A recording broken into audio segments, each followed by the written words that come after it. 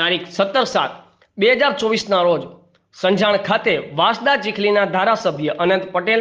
રૂઢિગ્રામ સભાના અધ્યક્ષ રમેશ પટેલ, પ્રભુભાઈ ટોકિયા સહિત સામાજિક આગેવાનોએ સેલવાસના નરોલીમાં પુષ્કર બારમાં સંજાણના સુરજ ગોડી નામના આદિવાસી સમાજના દીકરાની હત્યા થઈ હતી, જેના પરિવારને મળી સાંત્વના આપી અને આવી પડેલ દુઃખમાં સાથે છીએની વાત કરી તારીખ 18/7/2024ના રોજ સ્વ સંદીપના ન્યાય માટે સંજાણ બંધનું એલાન કરવામાં આવ્યું હતું। સાથે જ પ્રશાસક સાથે વાત કરીને સ્વ સંદીપના પરિવારને 50 લાખ રૂપિયાનું વળતર અને એટ્રોસિટી દાખલ કરવા બારનું કાયમી માટે લાયસન્સ કેન્સલ કરી બાર માલિક પર પણ ફરિયાદ દાખલ કરવા અંગેની વાત, જ્યાં સ્થાનિક અગ્રણી અશોકભાઈ, એડવોકેટ મિતેશભાઈ, રાકેશ રાય, ફરહાનભાઈ અને મોટી સંખ્યામાં અગ્રણીઓએ હાજર રહી 2 મિનિટનું મૌન પાડી પરિવારની સાથે રાખી ન્યાય ન મળે ત્યાં સુધી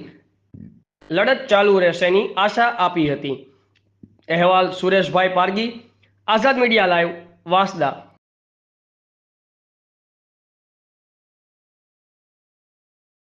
क्या कहना चाहोगे और किस तरह से आपने निर्णय लिया?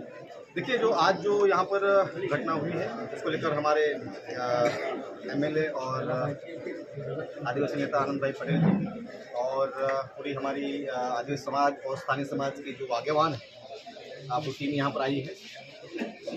ये जो दादरानगर में जो घटना बनी है वो घटना बहुत ही निंदनीय और बहुत ही दुखद है और इस मामले को लेकर पूरा यहाँ पर आदिवासी समाज के साथ साथ प्रत्येक जो समाज यहाँ जो स्थायी समाज है उस समाज को एक बहुत ही यहाँ पर सोचने की बात आ रही है, यहाँ पर गहन चिंतन करने की बात हो रही है यहाँ पर, क्योंकि दादरा नगर हवेली एक ऐसा विस्तार, यहाँ पर हम पहले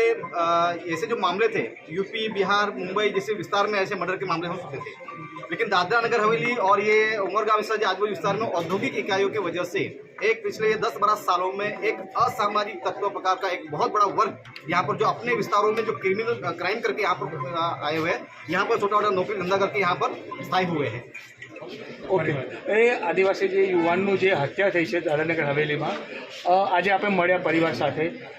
શું વાત થઈ અને શું માંગ છે? સ્વર્ગીય સંદીપ જે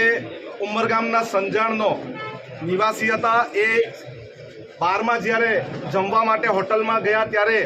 એને મારી નાખવામાં આવ્યો બારના વેટર દ્વારા, અને જ્યારે એનું ખૂન થઈ ગયું ત્યારબાદ જે એફઆઈઆર કરવામાં આવી દાદરાનગર હવેલીમાં, એમાં ત્યાંના માલિકોનું નામ ન હતું, એટ્રોસિટી એક્ટ મુજબ જે ફરિયાદ દાખલ થવી જોઈએ દાખલ થઈ ન હતી, અને પરિવારજનો જે એમની 2 દીકરી છે નાની અને ઘરમાં એક જ જણ કમાનાર હતો ત્યારે એમને 50 લાખ જેટલું વળતર માટેની માંગણી પણ પરિવારજનોની સાથે અને આગેવાનોની સાથે આદિવાસી સમાજની સાથે ચર્ચા કરીને મૂકી છે।